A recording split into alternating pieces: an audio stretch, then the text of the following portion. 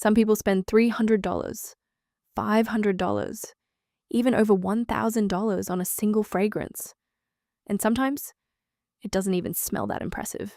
That's the part nobody talks about, because when you hear expensive perfume, you expect something obvious, something rich, strong, instantly beautiful, but then you try it, and it's quiet, strange even. And the uncomfortable question appears, did I just pay hundreds of dollars for this? What's happening here has very little to do with quality, and a lot to do with how your brain interprets scent. There's a concept in psychology called processing fluency. It basically means the easier something is for your brain to recognize, the more you tend to like it, without even realizing it. That's why familiar songs feel better, why simple visuals feel more right. And scent works exactly the same way. If your brain quickly recognizes a smell, it feels pleasant. If it doesn't, you hesitate. Now think about what most people are used to smelling every day. Detergents, shower gels, air fresheners, candles, all of them are designed to smell immediately good. Bright citrus, soft vanilla, clean musk. These combinations are everywhere, and your brain learns them as, this is what good smells like. So when you smell something similar, even if it's cheap, it feels right. Now here's where expensive perfumes go in a completely different direction.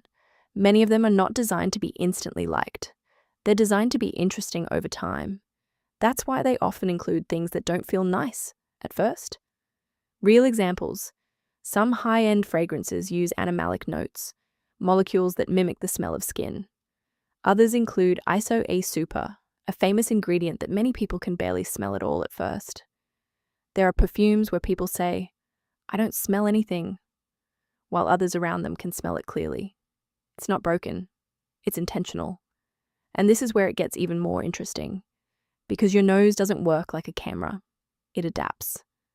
Very quickly, there's a phenomenon called olfactory adaptation. It means your brain starts ignoring a smell once it decides it's not a threat. That's why you stop smelling your own perfume. That's why a room stops smelling after a few minutes. And expensive fragrances often play with this effect.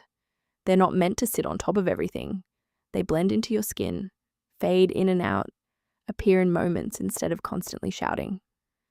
But if you're expecting a strong, obvious presence, that subtlety feels like weakness, even though it's actually control.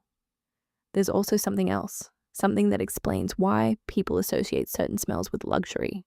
It's exposure. Luxury hotels, designer stores, premium spaces, they all use scent very strategically, and they often use similar structures, soft woods, clean musks, light citrus tea-like freshness. Over time, your brain connects that combination with money, comfort, and quality. So when a fragrance matches that pattern, it feels expensive, even if it isn't. And when it doesn't match, even if it costs $400, it feels off. There's a real example of this. A lot of niche fragrances, brands that sell perfumes for $200 to $500, intentionally avoid those clean structures. They go darker, drier, more abstract, because they're not trying to smell like a hotel lobby. They're trying to create something new. And that's risky, because the first reaction is often rejection. But here's what happens next. If you spend time with those scents, if you come back to them, something shifts. Your brain starts recognizing patterns that weren't obvious before. You start noticing texture, balance, subtle transitions, things you completely missed at first. And suddenly, what felt not expensive starts feeling refined. Not because it changed, but because your perception did. And that's the part most people never reach. They smell something once, decide in 10 seconds, and move on. So they stay in the world of easy to understand equals good. But expensive perfumery doesn't always work like that. It's slower, less obvious, sometimes even a little confusing. But that confusion is often where the depth is. So when someone says, this doesn't smell expensive, what they usually mean is, this doesn't match what I already know. And once you realize that, you start noticing something else.